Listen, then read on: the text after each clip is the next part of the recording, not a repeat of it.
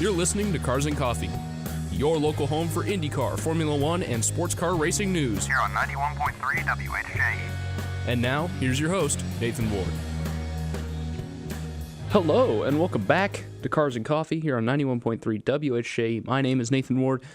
We're a bit light on the headlines, so after we get into that, we will dive right into the bulk of the show. But before we do so, if you want to get in touch with the show, I am always available here on the Cars and Coffee Instagram at carsandcoffee_WHJE. There I will post things such as show updates, if the show moves times, special guests, when shows are uploaded to YouTube, and all that. But we have two headlines here. One of them is the opening race of the IMSA VP Racing Sports Car Challenge, sort of an academy series to the main IMSA Sports Car Championship. Oscar Tuño, driving an older generation prototype, won race one in the LMP3 category, and Toyota junior driver Weston Workman took home the win in GSX. The most interesting part about VP Challenge this year, at least to me, is the competition between the older generation LMP3 cars that are powered by Nissan V8s and the newer generation of LMP3 cars that are powered by Toyota Turbo V6s. In this case, the Nissan-powered car won out, which is kind of expected on a power track such as Daytona. But there were only three of the new Toyota-powered LMP3s. One of them finished second, and they seem to be pretty level with each other throughout the course of this 45-minute race. We will have another 45-minute race from Daytona International Speedway for the IMSA VP Sports Car Challenge today. Let's see if Oscar Tuño and Weston Workman can defend their wins and double up on the weekend for the first race of the year at the Roar. The other bit of news I have in the headlines section is the fact that the Rosen family, the founders of the open-wheel powerhouse that is Prema Racing, have left the team. And the clock seems to be ticking on Prema's ability to find new sponsors, because we still don't know if they're going to show up to the IndyCar opener in St. Petersburg in a couple weeks. They're the only uncharted team that don't have guaranteed entries, and Prema as a group and the Iron Lynx Racing Organization and the Iron Dames program have all been significantly rolled back or completely eliminated to try and save the parent company some money. Although the circumstances that led to the complete departure of Prema's day-to-day management group and the founding family of the team are still unknown. Racer.com did confirm their exit earlier this week, and Prema was purchased earlier in the decade by the DC Racing Solutions firm that was established by Deborah Meyer and a gentleman driver by the name of Claudio Schiavone, who runs the Iron Lynx operation, which is where the two are connected. The Formula 2 team will still be operational. Prema has said multiple times that their intention is to show up to St. Pete, but money is going to be the big factor here, and we don't know if Prema has any or will have any by the time that last weekend of February rolls around. That's all we have for headlines this week, but if you missed any previous shows, you can go all the way back and listen to my shows from 2024. You can find them on the This Week in Racing YouTube channel right here. Want more racing news and highlights along with full show replays? 241.428 miles an hour. Head over to the This Week in Racing YouTube channel so you never miss an episode of Cars and Coffee and highlights from your favorite racing series. Just go to youtube.com/@TWIRvids. So the first big event of last week was Ford Racing, the newly rebranded Ford Performance, held their global season launch event last week, revealing the looks and lineups for their efforts in Formula One, the WEC, IMSA, and NASCAR. New technical details were shared about Ford's new Orica-based LMDH prototype that will race in the top class of the FIA World Endurance Championship from 2027 onward, along with confirming its first three drivers for that effort, naming Logan Sargent, Mike Rockenfeller, and Seb Priaulx as its first three drivers. Rockenfeller and Priaulx have been a part of the Multimatic Ford Mustang program in the IMSA WeatherTech series, while Sargent is set to become the first American driver since 2023 to compete full-time in the World Endurance Championship's top class. Sargent, of course, spent a year and a half with the Williams Formula One team before being fired mid-season in 2024. To help prepare for its entry into hypercar, Ford will also enter the European Le Mans Series with Sargent, Rockefeller, and Prio in a Proton competition LMP2 car, while Sargent and Prio will join Proton's Mustang team in the World Endurance Championship.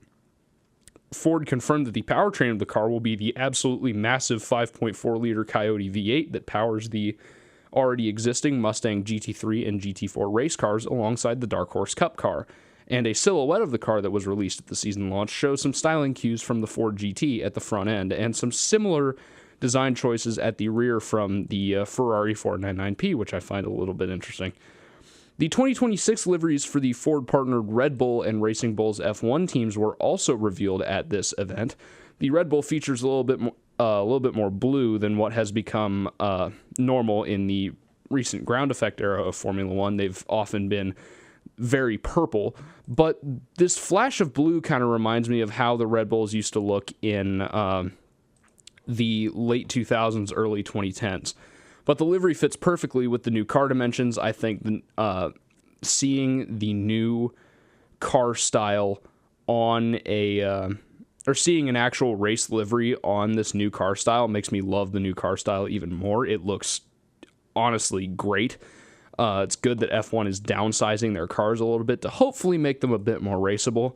We're just going to have to see about that. But Racing Bulls, the junior team, also stuck with their white base livery, which I think looks all right. There's a little bit more black and blue, a little bit more black than I would have liked. That makes the car look a bit weird, just an optical illusion. But there's a little bit of blue at the back, but not as much as last year. Interestingly, there's less blue on the Racing Bulls car, even though Ford has come on as the engine supplier. There is still a little bit more blue to highlight the fact that it has a Ford engine, but that's really it. All the blue from the rest of the car is gone, and it's been replaced with black. So I'm wondering if we will find out a little later that there's a bit of technical trickery on this car, because with this new regulation set, Racing Bulls can't just copy the previous year's Red Bull. So they needed to be a bit more innovative. So we're just going to have to find out what kind of trickery all of this black paint in weird places is hiding. The last major announcement is the introduction of the Dark Horse SC, a track-focused version of the Dark Horse Mustang road car, meant to be a slower counterpart to the Mustang GTD, which is like a track toy or it's like a track-only supercar. The Dark Horse SC will have an accompanying body kit that will be introduced to the NASCAR Cup Series in 2027. The first specific Mustang body kit, or an addition to the Dark Horse, which is the first specific Mustang body kit that's ever been used as the brand's representative in NASCAR. There was a lot of stuff that happened at this event, and honestly, I didn't really pay attention to it. I thought the Logan Sargent headline that I saw on Thursday night, I thought that was fake. Because there was an account on Twitter that posted, oh my gosh, Logan Sargent's going to be a Ford hypercar driver. I'm like, okay, this has to be clickbait. I thought he was going to Genesis. Nope. And it's kind of out of nowhere, too, because Sargent only has, he's got a season and a half of F1 experience, but he only has 5 or 6 starts in an LMP2 car ever. I think he will have another one at the Rolex 24 next week, but it's an interesting signing. Rockefeller, not so much, because he already has a stint in the top class of the WEC with Audi. Prio is kind of understandable because he's the son of Andy Prio, who was part of the Ford GT program in the late 2010s, when that came back to celebrate Ford's the 50th anniversary of Ford's win at Le Mans over Ferrari.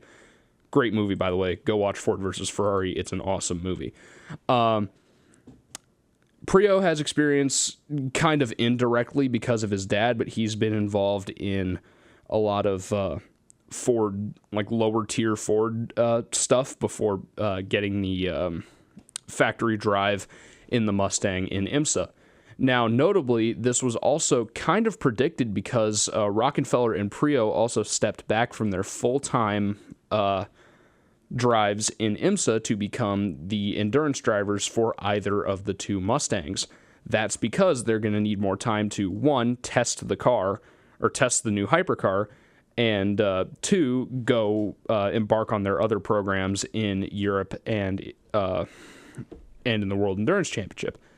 So a lot of stuff happened with this Ford launch, and a lot of it's positive. There was some NASCAR stuff there. I really like that that Ford has canned a lot of their EV resources, a lot of their electric road car resources, and have put that back into pushing the Mustang further into the American market again, because their main competitors, at least the big three auto brands, Dodge kind of resurrected the Charger, but it's different. And Chevy doesn't have a quote-unquote car at all anymore. Chevy just makes SUVs and trucks and like sedan. They don't even make sedans anymore, I don't think. But like the Camaro's out of production, which is it's prime real estate to sell more Mustangs, and Ford has really leaned into that, getting back into these combustion engine series, building a hypercar, not quite killing off the Ford GT because it has a lot of potential to be made into different special edition cars, and I think there's going to be another one for the hypercar, because I think the hypercar is going to look a lot like the Ford GT. But I like this business model from Ford, basically dumping the whole push to go all electric, because they're noticing, oh my gosh, Chevy's doing this and losing money. Oh my gosh, Dodge is doing this and losing money. Why not take advantage of that and make more money for ourselves? It's an amazing business decision, and it's good to see that the Mustang and its giant V8 engine will persevere for another generation. You're listening to Cars and Coffee here on 91.3 WHJE. When we come back, we will talk about our racecarsforyou.com featured listing, which is the closest thing you can get to a true LMP2 prototype for your normal track day. We will be right back. We're going to cut to a quick song break. Here's February 7 by the Avett Brothers.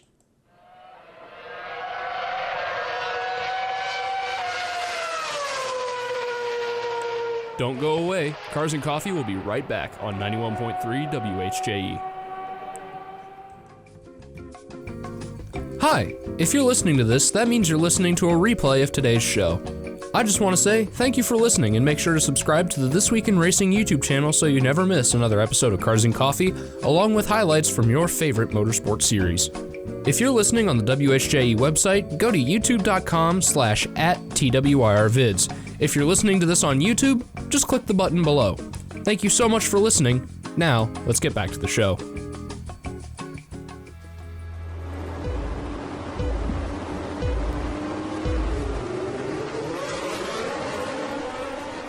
We now return to Cars and Coffee here on 91.3 WHJE. Hello and welcome back to Cars and Coffee here on 91.3 WHJE. My name is Nathan Ward. Before we get into our racecarsforyou.com featured listing, I almost completely neglected for a solid month the This Has Nothing to Do with Cars segment, because all I would do is talk about the Colts, and the Colts, of course, had a monumental end-of-season collapse. But today, I'm talking about my other interest, and that is space travel. Artemis 2 is rolling out to Launch Complex 39B at Cape Canaveral Space Force Base as we speak. And this will be the first time we have sent humans around the moon in 54 years. The lucky four are Reed Wiseman, Victor Glover, and Christina Cook from NASA, and Canadian Space Agency astronaut Jeremy Hansen, who will become the first non-American to leave low Earth orbit ever. This is a huge deal. And the launch window, I believe, is set for no earlier than February 7th, 2026, which is kind of why I played that song by the Avett Brothers. The Orion spacecraft Integrity will spend 10 days flying from the Earth to the moon and back before splashing down in the Pacific Ocean no earlier than February 15th, 2026. This is huge. In many ways, it is huge. The rocket is huge. I have been to Kennedy Space Center, and I've gone up basically to the launch pad where this rocket's going to be launching. Even just the flat area is massive. It's hard to comprehend how giant everything is if you ever visit Kennedy Space Center. It's crazy. And I can't wait to see this thing launch, even though it's going to be a night launch, and that's I'm not a fan because I won't get to see much, but it's going to be awesome. It's an amazing day for the whole country, for the whole world, that we're going back to the moon. That's awesome.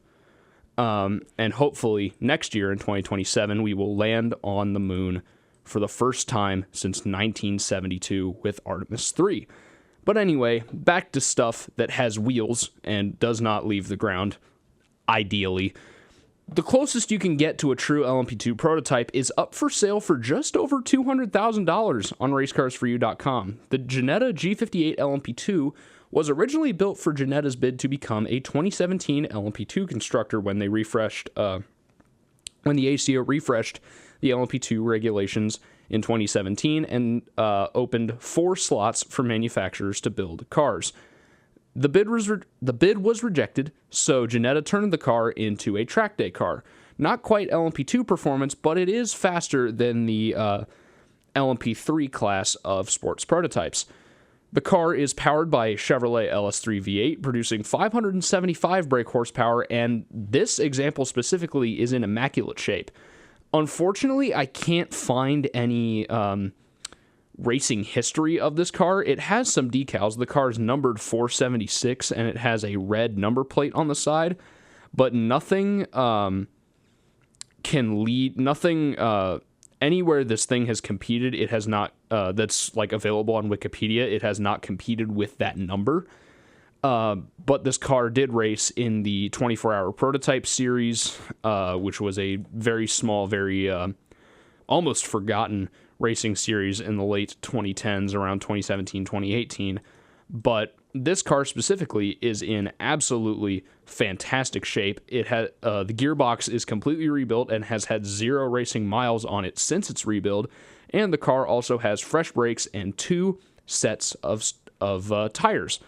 The G58 stands out in the realm of track-only vehicles, offering performance akin to LMP2 cars at a fraction of the cost. Its combination of advanced engineering and driver-focused features makes it an ideal choice for both competitive racing and high-speed track experiences. The main example of the high-speed track experiences part is the fact that it has a second seat so you can take your buddies out on hot laps with you. This is one of the very few Le Mans prototypes that I have seen that technically fits regulations. It has a second seat. A lot of the time, well, most of the time, these prototypes are so small that you can very uncomfortably fit a second seat in there, but it's not going to be functional. This car is wide enough that you can actually fit 2 people in it. And you can use it for, driving experiences, or when I went to Mecum Auctions, every year that Mecum Auctions comes to Indianapolis at the State Fairgrounds, they have something called the Dodge Thrill Ride. And some guy takes you around this drift course in like a Dodge SRT Hellcat, and it's awesome. I've done it before, and it's maybe one of the coolest things I've ever done. That's kind of what a lot of racetracks that own one of these have used them for. Like, I don't know, expedition runs, or like, if you've ever seen like the 2-seater at the beginning of IndyCar races, it kind of functions like that. But the G58 actually has some racing experience. According to this listing, it has been exclusive. This specific car has exclusively been driven by a gentleman driver that is an amateur. But again, I can't find any actual like racing history for this chassis specifically, because it doesn't include the chassis number, and the decals are from a series that I do not recognize, and it doesn't have a Wikipedia article. At least, like, every series that this is raced in, like 24-hour prototype series, the 24-hour series, there have been a couple other, like, really, really niche, forgotten regional sports car series. I think this thing raced in Britcar for a while. Nothing I have found has led me to this car, or at least whatever team ran this car. But it's in fantastic shape, but it's $200,000, and it's in Portugal. So be prepared to pay a little extra in air freight trying to get the thing back. if you are in the U.S. But this is one of my all-time favorite prototypes. Everything that Ginetta puts out, like whether it's a GT car or a GT2 or an LMP car, everything that they've done is absolutely beautiful, no matter what kind of machine it is, whether it's a prototype or a GT car, or even all the road cars they've done look really good. Ginetta, I don't know how much you're paying your designers. You should pay them more because they're putting out some very, very good looking cars. And the G58 in general is a very, very reliable car, and it has a lot of practical uses for racetrack experiences and even as a historic racer in many old, not vintage, but historic racing series. Like I think HSR, the Historic Sports Car Racing Series, it's owned by IMSA. I believe they accept these cars. So if you want to go race this thing in HSR, you probably could against prototypes that it was originally supposed to compete against, because the craziest thing that I've read in the last week is the fact that the Oreca 07, the car that is currently used by every single LMP2 team on the planet, is now eligible for historic racing because it's 8 years old. It's an 8-year-old design, and we've seen people racing it in HSR because it's that old. It's mostly IMSA LMP2 teams that have like spare chassis lying around, that where the gentleman drivers that drive for those teams just like take them out on joyrides over the weekends that they're not racing. But that's ridiculous that you can race a car in what's supposed to be ideally a vintage series, and the car still races in actual competition across the world still. Like, it's one of the most popular sports prototypes ever, and it's old enough that it's the Dallara DW12 of sports prototypes, where it's just been around for so long. It's so reliable. It's so easy to drive. They just never changed it, or they never moved on to anything else just because it was that good. But the LMP2 regulations will be refreshed in 2028. Interestingly, with the driving position moving to the center of the car instead of the left or the right, which essentially makes the car a single-seater and completely eliminates that whole second seat thing. I don't know why they're doing that. I'm wondering if it's to accommodate gentleman drivers better, because even like I can't fit in an LMP3 car. I just can't fit in an LMP3 car. Because you're crammed up to the wall in no matter what side of the car the driver sits on. You are squished between the electronic system on whatever side of the car, in the quote unquote passenger side of the car, and the wall on the driver's side. It's not a comfy fit, and I understand that for a lot of gentleman drivers, it's very hard to get into some of these cars. So I think that's why they're moving it to the center, but it's still an interesting choice. But the LMP2 and IndyCar regulations will be refreshed both in 2028, hopefully meaning that both of those cars, the DW12 and the Oreca 07, can enjoy a long and productive retirement. We will be right back here on Cars and Coffee for the final segment, a segment that I am very happy about. NASCAR finally did something about its really wonky and terrible championship format. More on that when we come back. Here's Beast of Burden by the Rolling Stones.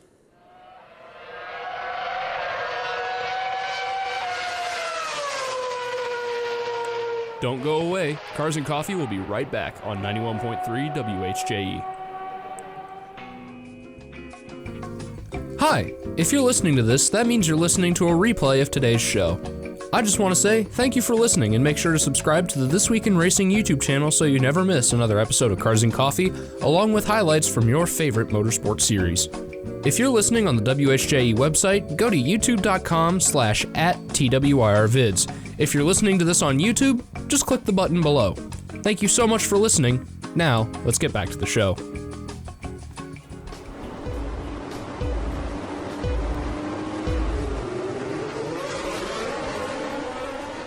We now return to Cars and Coffee here on 91.3 WHJE.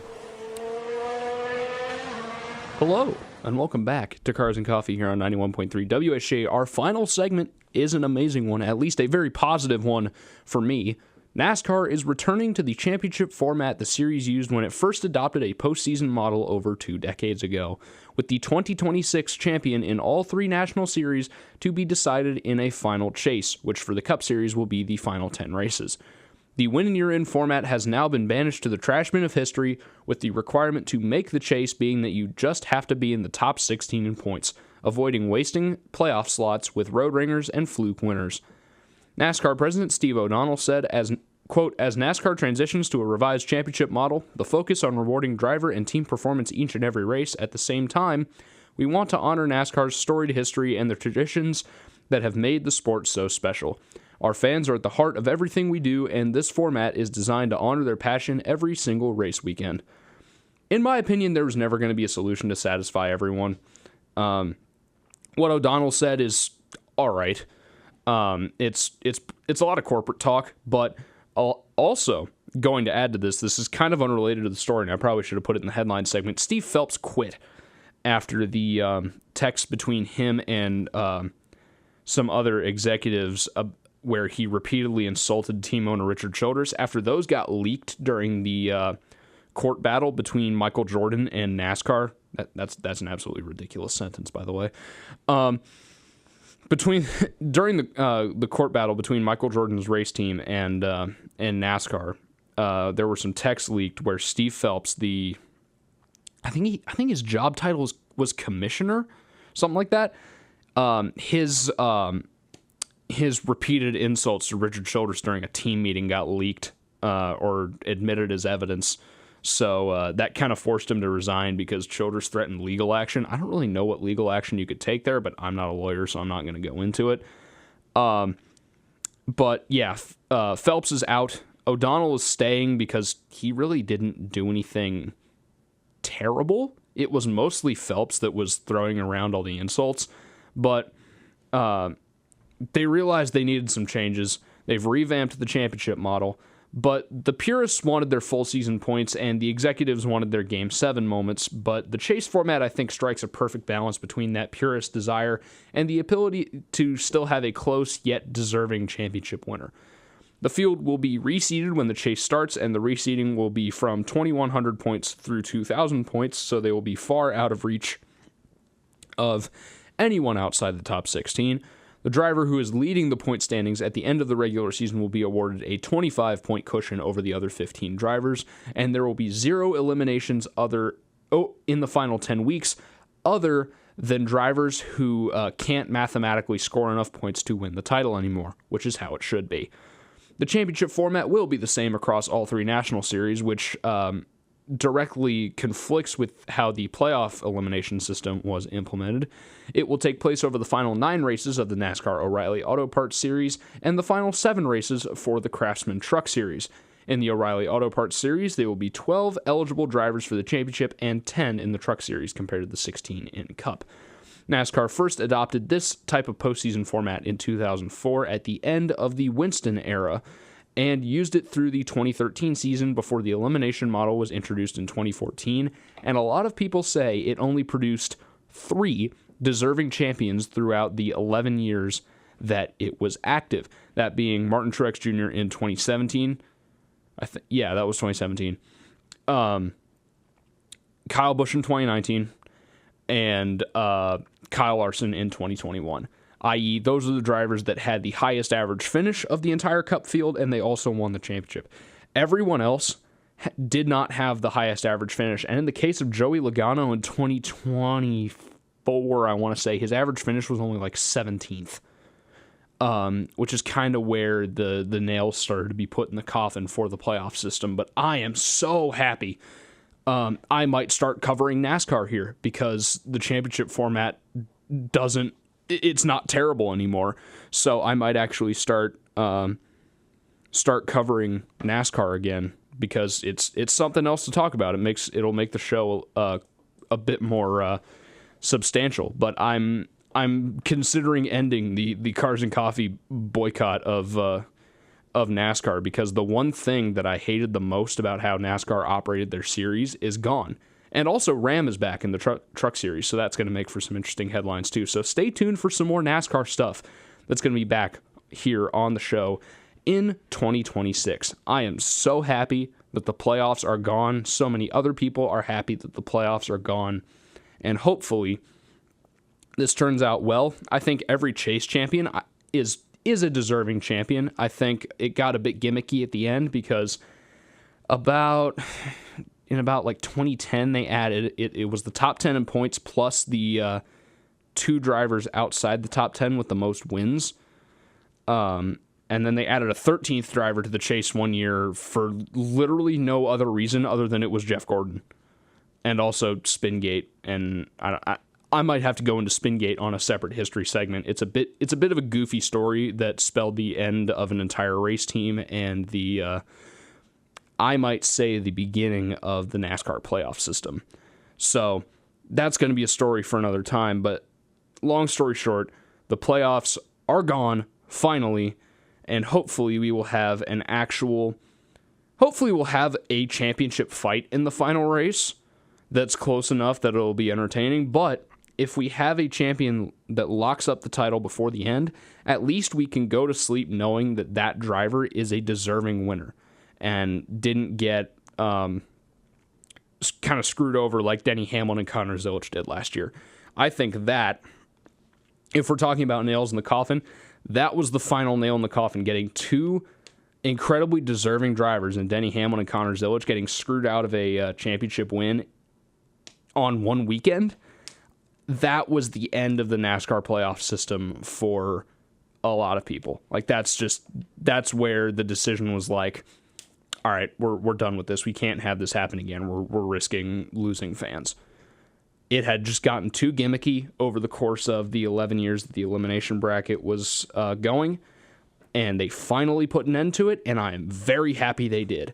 The Daytona 500 is, I believe, the week after the Super Bowl, and we are just about to get started with the bulk of the racing season, so there will be a lot to talk about here on Cars and Coffee, here on 91.3 WHJE. Next week, there will be no show because my show slot conflicts with the end of the Rolex 24 at Daytona, which I am hoping to watch mostly in its entirety. I'm not insane, so I will go to sleep.